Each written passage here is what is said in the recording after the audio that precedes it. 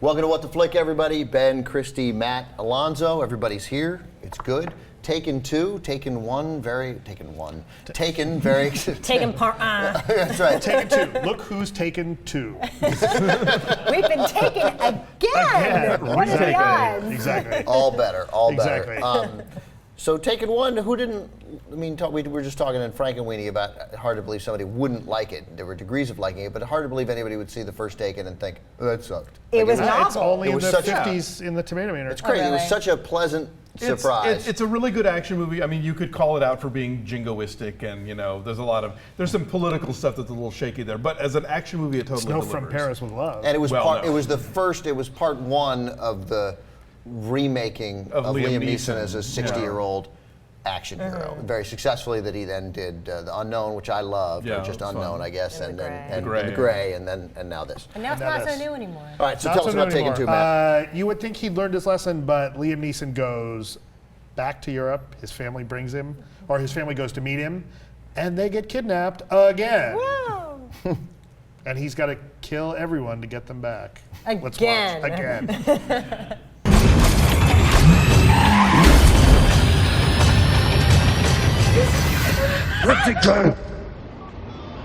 How's it going? Listen to me carefully, Kim.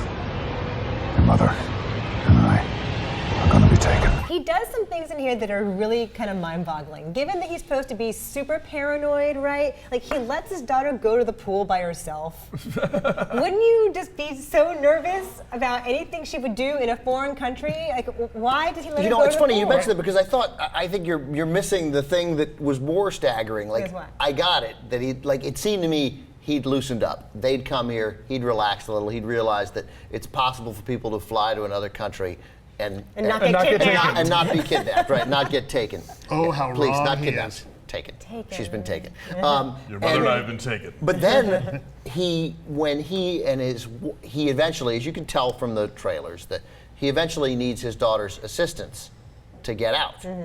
So the fact that he then transfers from a guy who was willing to risk his life and kill dozens and dozens of ambiguous foreign people in the first Taken to save his daughter, which is 2 years earlier. She was 17 then, she's 19 in this one. And in this movie, he's like, all right, I want you to take a couple of grenades, run along the rooftops of Istanbul, and hurl them randomly. This is the guy who, like, the first movie, it's all about, I have the specific set of skills, and he knows exactly where to go and who to torture and all that stuff. And this time, he's like, throw some grenades on the roof in Istanbul. No one's going to notice. But there was a reason for that. I know, but it's still... It was simultaneously ridiculous and cool, because the fact that he was having her throw the grenades so that he could pinpoint his location. He could pinpoint location but it's still based on ridiculous advice to give to someone. I will say all things true. And the scene where she does that so that he can use echolocation to kind of figure out the distance he is from the hotel. Right? Siri, where am I? It's my new app. Right, it's on the new iPhone 5. It functions as a grenade. There's some stuff in here that is ridiculous and crazy and really stupid, but I kind of had fun in this movie. I kind of liked it. But were you laughing at things that you were not supposed to laugh at? Oh, totally. Like the whole geometry lesson with her, where he's on the phone, like, okay, take your pen and do a 3-inch diameter. I thought that was awesome. I'm like, okay. Here's where I'm with It's so Matt. ridiculous. I don't know that you can't do that. Right. I don't But know. Weren't you laughing because it was so outlandish? No, that was cool. They've got him in the hood, and he's counting like how the car, the He's seconds counting off between with a each dog bark the back each of it. turn. Yeah, that was all cool. And the payoff for that was kind of satisfying. It was really silly and over the top, but still kind of satisfying. No, the payoff was horseshit.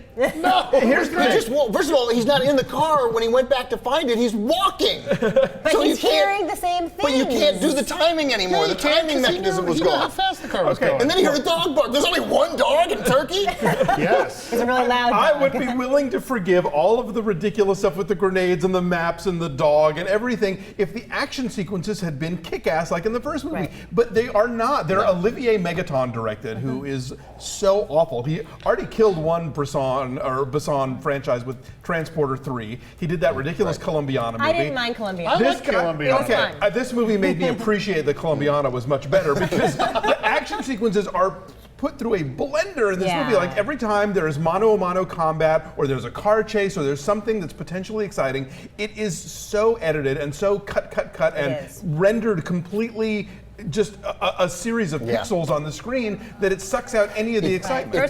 It felt like, just let me say quickly in relation to that, it felt like they were like, oh, wait a minute, he's 60 and he doesn't look like, we got to cut around this. It felt like they were helping Liam Neeson out to me. Like a musical with a non-dancer. Right, exactly. And right, first of all, I agree. And it's shot with the shaky cam, which you're not a fan of. So it's already shot in a really jarring kind of jumpy way. And then, it is cut so fast.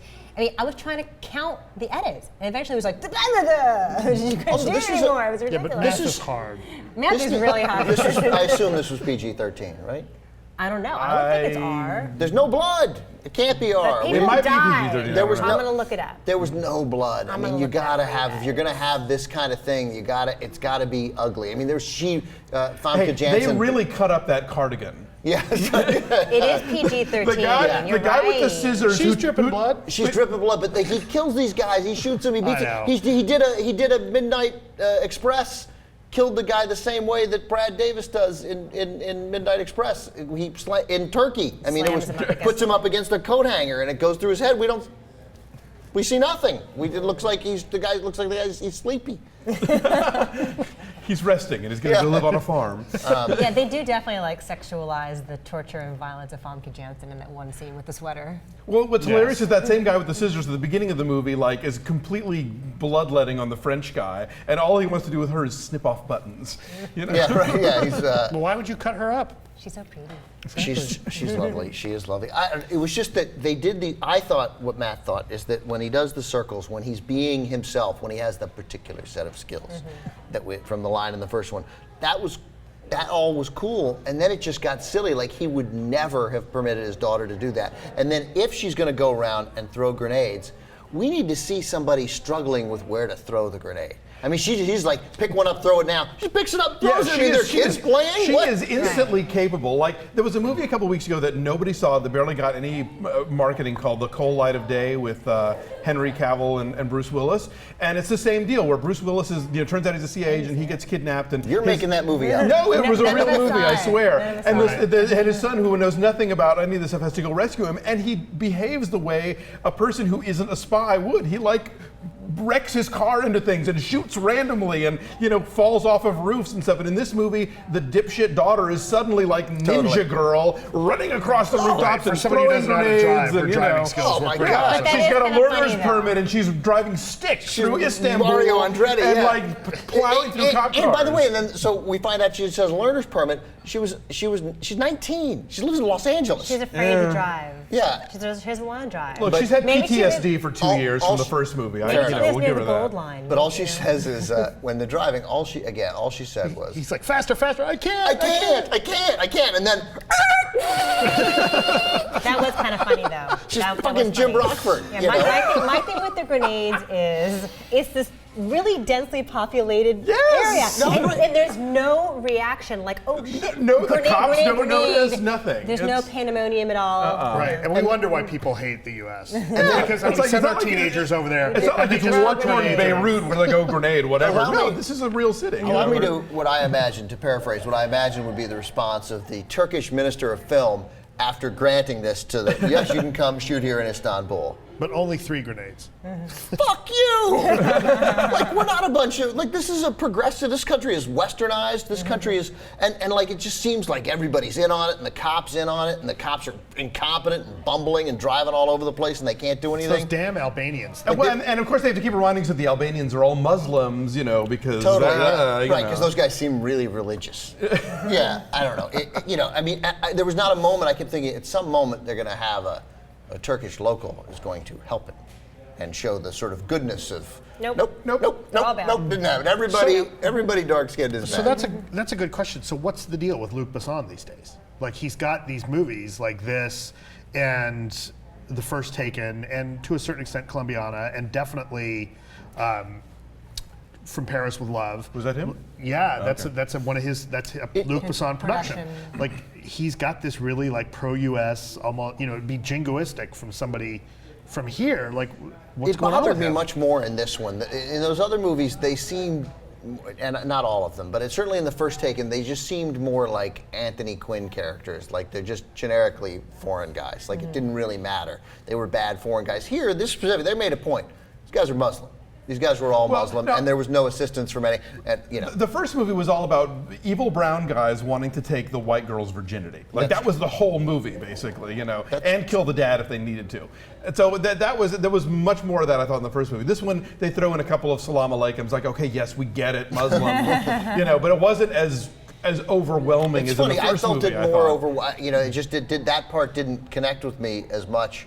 That it was the brown guys taking, which of course it was, although maybe they threw in a couple of generically kidnapped black girls in that. I don't remember. But it bothered me much more. I felt it much more visceral. I kept being like, come on.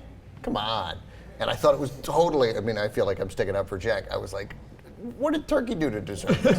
What did poor Turkey do other than let you shoot here? So anyway, we hated it except for you. We did. So we do numbers? Yeah. I'll start. I gave it a 1.9, and I liked the first 20 minutes. I thought it was going to be okay, and then it went off a cliff and plunged to an ugly death. 2.7. There's also a totally needless subplot involving Maggie Grace's boyfriend, who's like way too old for her. Why is he even there? Why do we have him? Did you think at the end That he was involved? That he was an accomplice? Yeah, I thought That would have been interesting. a son. I thought it's going to be a son, one of the other sons. I thought for sure maybe that's Taken 3. That might Maybe. There will be a Taken 3, There I'm has sure. to I didn't hate this as much as you guys did. Yes, it's really stupid. Really stupid. But I still kind of liked it. I give it a 5.